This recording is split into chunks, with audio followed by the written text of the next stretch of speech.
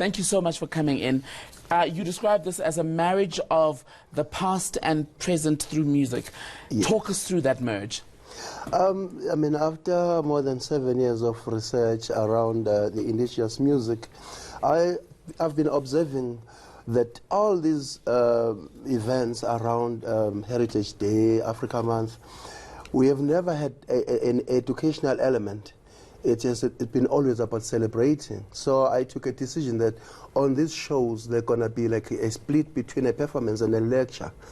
If we look at 1958, in Accra, under the leadership of Dr. Kwame Nkrumah, few countries gathered on the 15th of April in pursuit of freedom against from the colonial system at that time. Then later, in 1963, more than 30 countries gathered in Addis Ababa under the leadership of Haile Selassie. And even Zimbabwe at the time was still Southern Rhodesia at the time. Then they decided to anoint or to ordain the 25th of May as Africa Day, encouraging other countries to get out of colonialism. But now we never get time to explain why are we celebrating this particular day. So the journey of this continent need to be shared so that we have a clear understanding why are we celebrating. In fact, we are not celebrating, we are commemorating this day. Mm-hmm. But how do you go about that merge, the merge of music, yes, and at the same time the lecture aspect where you are detailing the history of the day without yes, making it boring for people who would say, look, I've just come here for the good sounds and to hear Mbuso sing, and I don't want too much speaking? I think it's logical explanation behind our histories. I think before it has been bluntly done, and this too formal and say, and now we are speaking about the continent. So, but I think it has to be natural, and you need to interest people with information that they need on their daily lives.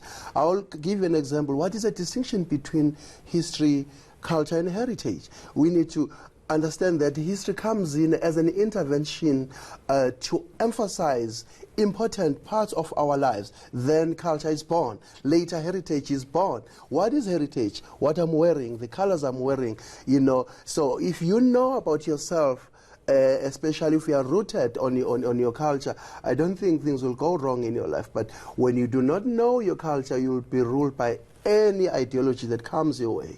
But at that ideological level, yes, and the documenting of our history, yes, it speaks, doesn't it, to how we need to make this an everyday campaign, and we cannot limit it to just May as Africa Month or the 25th as Africa Day.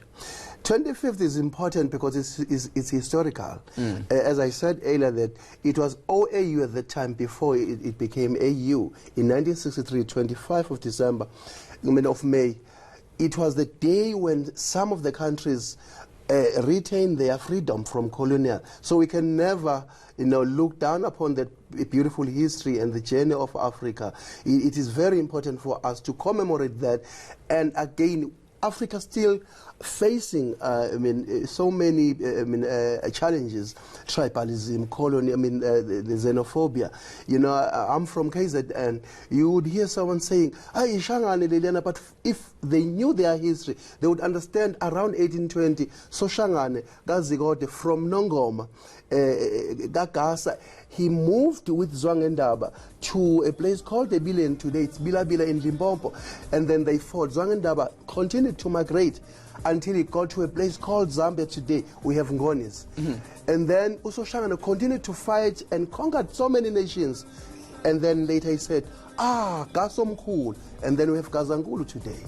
And then given the richness of the history, just in the brief explanation that you've given us, how do you go about selecting what to include and what to leave out on the 25th? I think we just need to touch or focus on the issue of the formation of identity. When our forefathers moved from Central Africa, Bekudla, Inal River coming northwards and southwards, what happened, and who are we? If we call ourselves Abantu, who are we?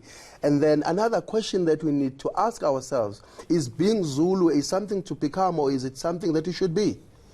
it's a process, because 200 years ago, we were not Zulus, we were Ngunis. Before we were Ngunis, we were Abantu. So now you can't go around and kill someone on the basis of ethnicity. We need to acknowledge that we are human beings, we are Africans, we have brown skin.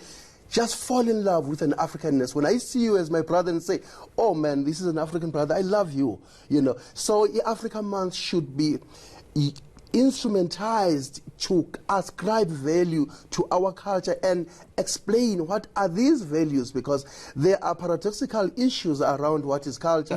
One would say, is it a culture? And the other question, is it culture or is it a choice? Okay, so yes. We'll definitely have you in for a much longer conversation perhaps on the day. But yes. For now, Mbuso Khoza, thank you so much for your time. Mbuso and the African Heritage Ensemble will put on a show for you at the Joburg Theatre Mandela stage on the 25th of this month.